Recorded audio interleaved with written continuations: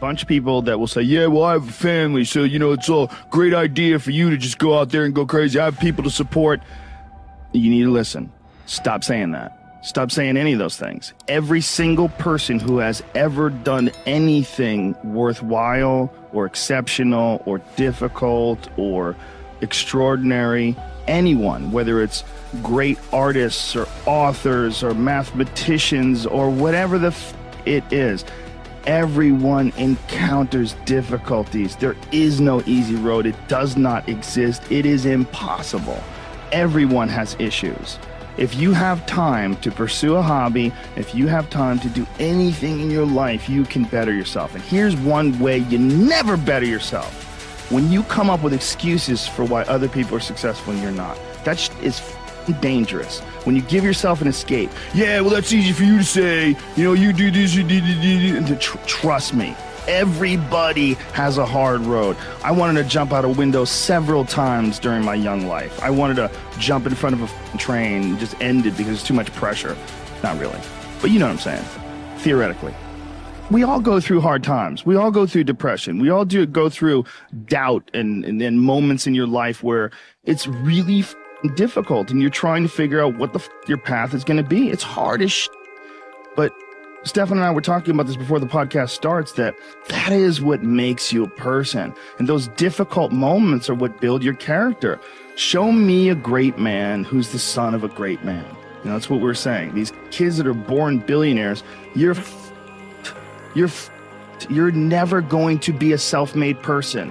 You have a backup trust for your backup trust for your trust, and you're man. I'm fascinated by martial arts. I'm fascinated by comedy. I'm fascinated by many, many different things. I don't understand when people say they're bored, because if I had the time to live 100 lives, I'd be speaking different languages. I'd be living in different countries. I would try a number of different careers, because I think there's a lot of unbelievably fascinating, puzzling, complex things that you could study in this world.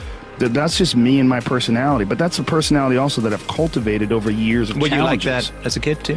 Well, I was involved in martial arts very early, and I think that is one of the things that motivated me to explore difficult tasks, because through difficult tasks you learn an incredible amount about yourself, and you through the fire of competition you get to understand motivation. You get to understand the resistance that you have inside your mind to doing hard work. You get to understand the rewards of discipline. Like, you don't truly appreciate relaxation unless you've worked hard. And that is the yin and the yang of life. And I've said this to the point of people getting sick of it, but one of the worst decisions a man can make, I can only speak for men, obviously, is to be comfortable. I don't think you should try to be comfortable. I think what you should try to do is try to earn comfort. And if you can get a day off where you've worked hard and you've accomplished goals, that day off will be so sweet. When I work hard and I sit in front of the TV, I enjoy the shit out of it. I put my feet up, I have a nice drink, I enjoy my free time. One of those chairs that nids your back or something like that? I do have one of those. Do you really? Those are great. They're great, right? Yeah. I don't use it that much though.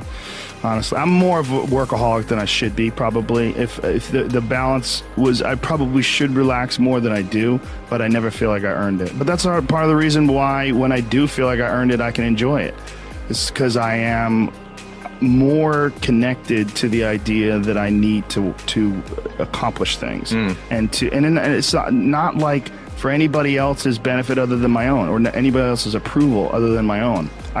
When I have a task, whether it's today I'm going to write 1,000 words, or 2,000 or whatever the number is. If I don't do that, I write things down. Like, I'll write down a list of things that get accomplished that day. And if I don't accomplish that, I'll get sick. Like, it'll drive me crazy. If I can't fill out that list, that drives me nuts, but that's what led me to be a championship level martial artist. That's what led me to achieve it's like that. It's the reinforcement of those goals, like understanding that you can achieve those goals. It's going to be difficult. You're going to push through the difficulty, and then you're going to understand what difficulty truly is and how much of it is just mental, how much of it is just in your mind, this adversity to difficult task or to struggle.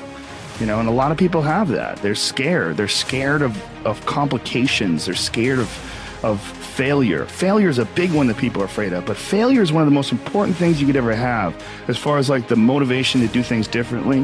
One of the reasons why I think that I'm good at friendships and relationships is because I've failed at them in the past. One of the things that I'm good at comedy is because I've bombed on stage.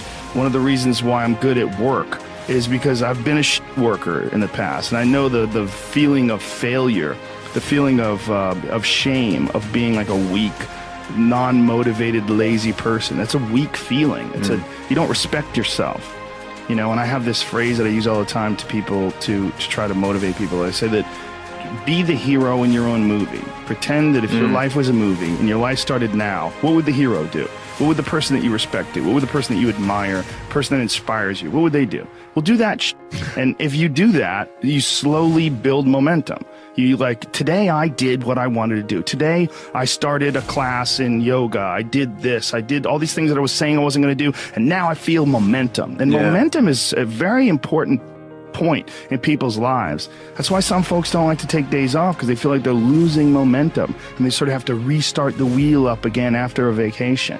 And there's a lot of folks that live life on a cushy cloud of marshmallows and bullshit, and then one day something goes wrong. And I mean, that's why spoiled kids are so sad. Like a spoiled young boy is one of the saddest things ever. A young boy that becomes a man and can't take care of himself, and his dad has to keep on rescuing him. His dad has to keep on bailing him out of situations and giving him money. I've met guys like that, and that is a crippling affliction when they don't have the character themselves to be able to get by in life. They constantly need someone to help them and bail them out. Even as a grown man, I've met guys in their 40s that still need help from their parents. I'm like, what the man? You're never going to get it right, because somewhere along the line, they didn't face enough of the adversity to realize that there's sometimes you just got to get up and get shit done. There's sometimes where you have to pull yourself up and you have to push forward, even if you want to stay in bed. And if you don't do that, you just keep calling on your daddy and your daddy keeps rescuing you, you never develop those tools. You never develop that ability to recognize what you're doing wrong with your life. Because you're soft, you got a cushiony, you got a safety net for your safety net. Say if you had like a 20-year-old and he's just a doper, where he wake and bakes and doesn't get anything done. He's just always like hanging out with his friends and playing video games, and he's just a loser. Yeah. I wish there was a way you could show someone like that. Like, I know that you're getting some comfort and satisfaction out of just laying around, doing nothing, eating, getting fat. But your life would feel better and richer if you had a goal, you chased that goal, you accomplished some things, and you would get this boost of confidence, you get this boost of self-esteem, like whatever it is that you're into doing. Maybe you're into drawing comic books. Maybe you're into making pottery or sculptures, but find whatever the that is and pursue that. Instead of doing nothing. Like the people that are doing nothing, those are the real people. Look, doing something might be as simple as like that Alex Honnold guy. He just climbs rocks, but he's world-class rock climber. It's something. But and it's also a goal of his, and he's also the best at it. Right? Yes, yeah. But those people who smoke pot all day and do that, those are also the guys who hate on Joe Rogan for being in shape. You know what I'm saying? Or being disciplined, or get on Kevin Hart's Instagram and hate on. You know what I'm saying? Because they don't. It's their own insecurities. I see what you're saying, but I would assume they would get motivated by seeing other people do something with their lives. Like that should be motivating, not but if you grew up with losers and you're around a bunch of people with shitty attitudes, especially if it's in your household. I was very lucky that both my mom and my stepdad, they're the least hater people I've ever met in my life. They're just not haters in any way. Like if someone's doing well, they're always like, wow, look at this guy, or like, wow, look at her, or wow, look at him. There was never any hate in my house in terms of other people's success. But if you grew up with a dad and your dad's like, yeah, all these rich assholes, you think she's a badass, and there's people that look at other people's success, and instead of saying, wow, that guy did a lot of work. Like the way I'm a successful person, but the way I look at Kevin Hart, he exhausts me, or The Rock. Those guys exhaust me. I'm like, Jesus Christ. Like, I feel lazy next to those guys. Like, they do so much. Like, those guys are so overbearingly ambitious, But some people, they see that and they compare themselves and they don't like it, so they start getting really and it's like a natural feeling to try to chip away at that person. The worst people that you know are the people that don't have a good self-judge, that everything they do is awesome. Yeah. Those never grow anywhere. Right. I mean, that's a huge issue with comedy. When you run into people that have terrible comedy sets but think they did great. Like we would always, Greg Fitzsimmons and I would always talk about that with like open micers. Like there's people that hear phantom laughs, like they think they're doing great, and they have this delusional self-opinion where everything they do is awesome. They don't know why they're not successful already. They don't know why they're not famous. And those people, I believe, I mean, in some sort of a weird narcissistic way, you could look at it this way, that those people are there to teach you. This is the consequences of not feeling that awful feeling when you fail. I was talking to Burr a couple weeks ago. He did a set at the Comedy Store, and I saw part of it. It was he was killing. And then I ran into him in the hallway, and I go, "Oh man, main room show was great, right?" And he goes, "Yeah, I f***ed up at the end though. I tried to hang in there too long, and the last bit bombed." Like he was just, it was rotten at him that the last bit. Like he goes, "I f***ing hung in there too long. I should have got off of the bit before that." Yeah. You know, like, but you know, when I was in there, he was f***ing killing. Yeah. You know, but that wasn't in his mind. The success was not in his mind. What was like, okay, whatever that happened at the end, don't f***ing do that again. Right. You know, Right. But that's why he's Bill Burr. That's Yeah. why he's really good. You're alone with your thoughts. You get an idea of what your thoughts actually are.